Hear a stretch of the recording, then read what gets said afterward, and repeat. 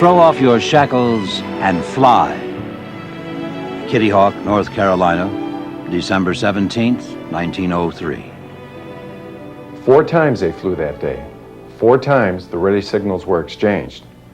The motor caught, the propellers turned, the restraining wire fell free, and the improbable assembly of wood and glue and cloth and wire and faith in wild surmise incredibly achieved liftoff and rose to meet the spanking December breeze. First, Orville. Time, 12 seconds. Distance, 120 feet. Then Wilbur. 12 seconds, 175 feet. Orville again. 15 seconds. A flight of 200 feet. Wilbur at the controls once more. Up and away for 59 seconds, 852 feet. Then, in the moment of victory, a trick of fate. Shortly after the 4th flight on the 17th, a gust of wind caught the flyer and turned it over, damaging it beyond immediate repair. Of course, that first plane was a marginal plane. I mean, it had just enough power to pull up, but they had everything figured to the minute detail. Horace Wright, nephew of Wilbur and Orville Wright. When they realized they could control it and it had those qualities, then they thought, well, now we'll build another one. And they never flew that 1903 plane again. And Ivanette Wright Miller, niece of the Wright brothers. No electricity. They reminisce about the early days, about the brothers' cycle shop on West 3rd Street in Dayton, and the first powered flight. I was in the 2nd grade, and nothing unusual happened that day until toward evening when Aunt Catherine came with a telegram saying that the boys had flown. They said the flight was a success and they'd be home for Christmas. My father was to inform the press.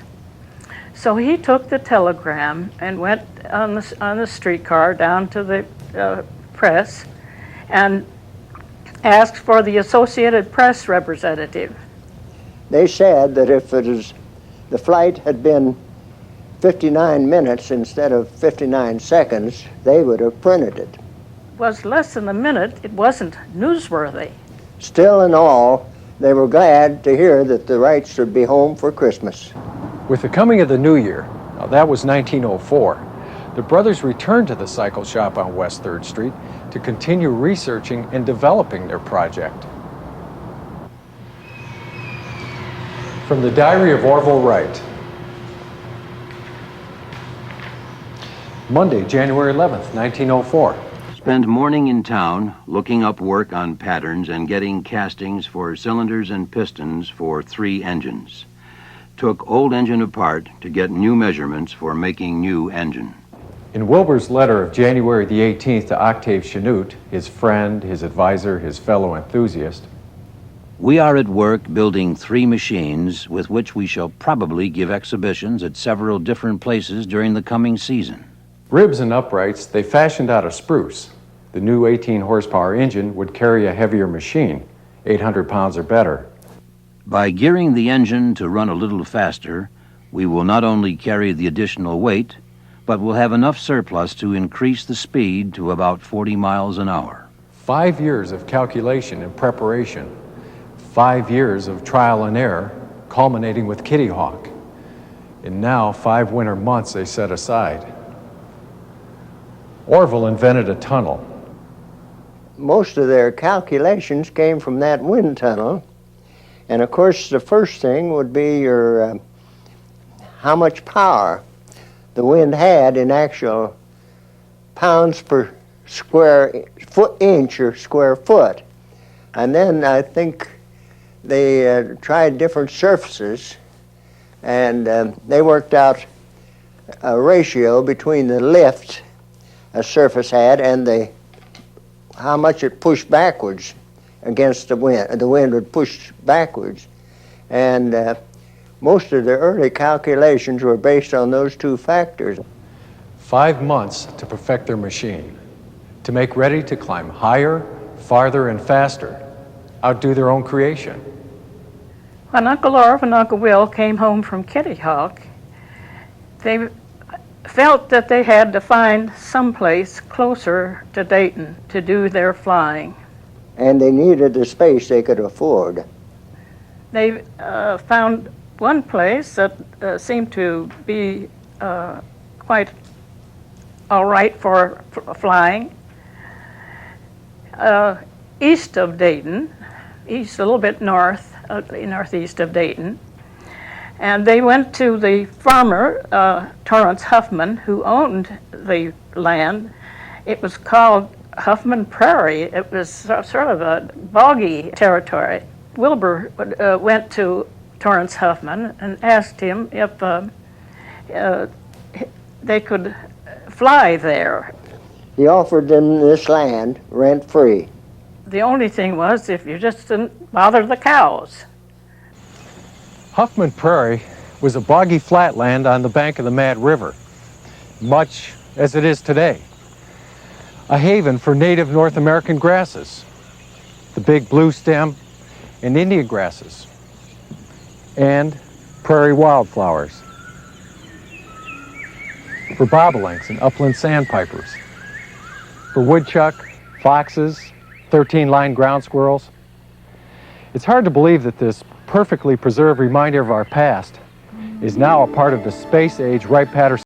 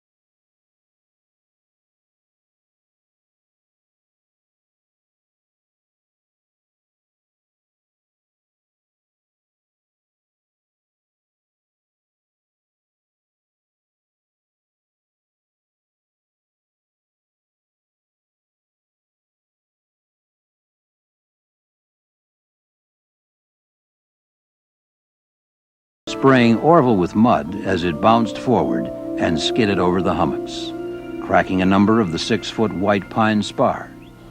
A close call. Orville could have been seriously injured, but the brothers were jubilant. They were flying again, successful again, making history again at Huffman Prairie. Huffman Prairie was a far from perfect testing ground, 50-foot trees, fences, poles, and power lines. As Wilbur wrote to Octave Chanute, in addition to cattle, there have been a dozen or more horses in the pasture, and as it is surrounded by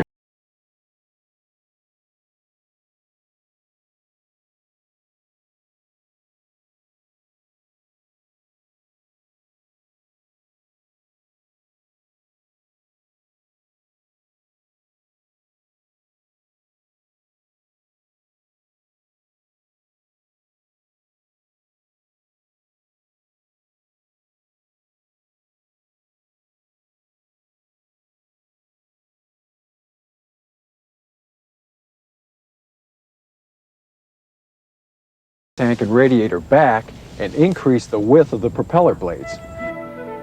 They used a catapulting device, which Wilbur called a derrick, to help propel the craft on takeoff. First time up, Wilbur flew nearly 2,000 feet. On the 15th of September, Uncle Will made a half circle. My father was out to the field, and on his way home, they collected on the black platform of the attraction, and among them was a reporter for the news. Well, he was talking to Dad there, and he said, well, what did they do today? Well, Dad said they went up and flew down the field, and they made a turn and came back, and he said, well, if they ever do anything important, let me know. Well, that was the first turn that was ever made on an airplane. September 20th, Orville made the first complete circle in the history of the airplane. Amos Root, publisher of the magazine Gleanings in Bee Culture, drove nearly 200 miles from Medina, Ohio to witness this flight. It was the first published eyewitness account of one of their flights. The 9th of November, Wilbur completed almost 4 circles of the prairie, 2 3/4 miles in 5 minutes and 4 seconds, the best and longest flight that year.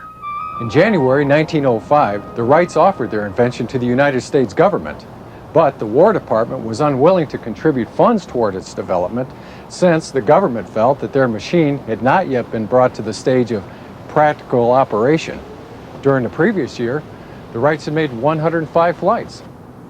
On May 23rd, they began working on their 1905 model and completed it in June. It's on display here in Wright Hall in Dayton's Carillon Park. They called it the Flyer 3. It was their first fully practical airplane. The operation of the tail rudder and the warping of the wings were made independent of each other. The camber of the wings was changed, and twin elevators called blinkers were added to assist the rear rudder in making a turn. They flew 10 miles, 11 miles, 12, 15. With the Flyer 3, they learned to circle and bank and turn. Finally, on the 5th of October, Wilbur made the longest flight of the year, 24 1/5 miles in 39 minutes, 23 4/5 seconds, at an average speed of 38 miles per hour. They decided to discontinue flying until they received the patent on their invention. Their patent wasn't finally issued until May 22nd, 1906. It was apparent they wouldn't be able to sell their airplane in this country.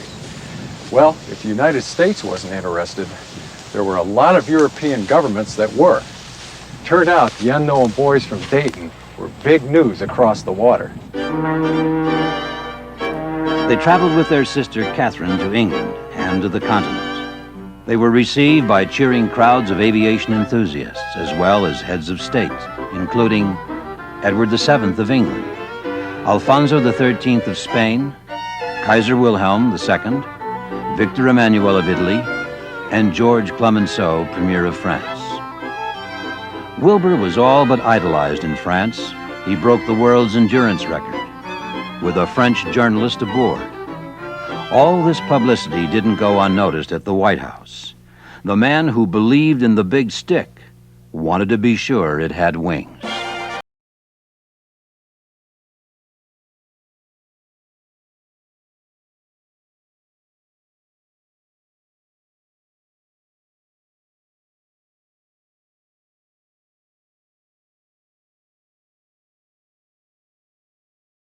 A burst of wild acclaim and a glittering reception.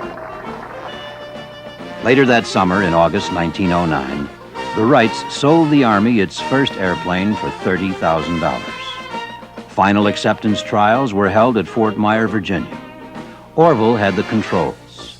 Lieutenant Frank Lahm, the celebrated balloon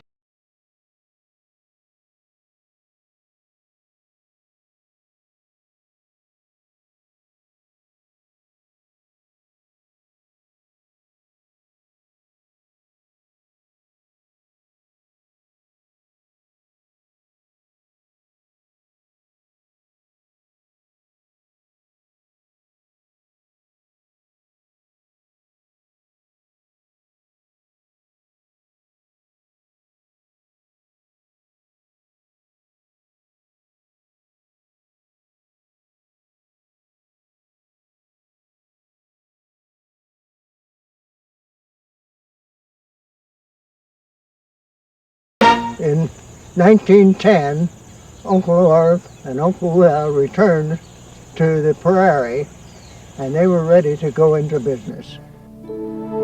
They'd constructed a factory on Dayton's west side to manufacture their airplanes. By November 1910, they were turning out 2 machines a month. The Wright airplanes were coming of age. They were very sophisticated in comparison to their earliest aircraft, the Wright Flyers. Now, Wright B. Flyer Incorporated of Dayton has built and flies this machine, which is very similar to the Wright's military Model B. Contact.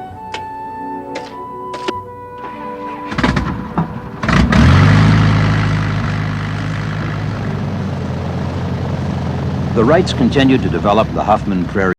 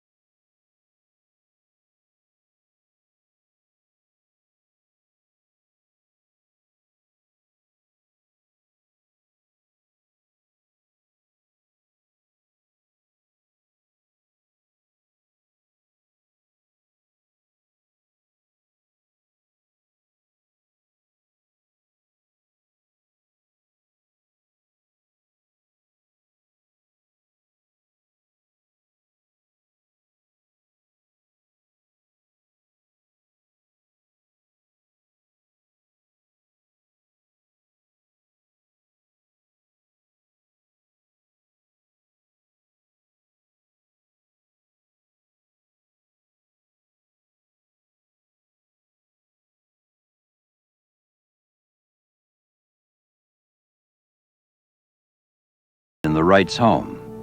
Hap Arnold maintained his friendship with Orville Wright for many years. In 1929, he was stationed back in Dayton as commander of the Fairfield Air Depot, which encompassed the site of Huffman Prairie. Orville was a frequent Sunday dinner guest at the Arnold residence, located at what is now Wright-Patterson Air Force Base. In those days, Huffman Prairie was a beehive of activity. Visitors came and went continually. Large gatherings came together for special events. Everybody wanted to fly, and many people received their first ride in an airplane over Huffman Prairie. We went across the road to where the airfield is. In August of 1911, Sat down. Orville Wright took his 15-year-old niece, Ivanette, up for her first airplane ride. Her sister, her cousin, and she were the first children to fly in America. Going over the plane to see that everything was all right for our trip. When we heard the clip of the propellers and the noise of the engine, we three went out to where the men were working. Captain Chandler had her all buttoned up in his coat and gloves. I climbed over the wires and into the seat next to Uncle Orv, and we were off.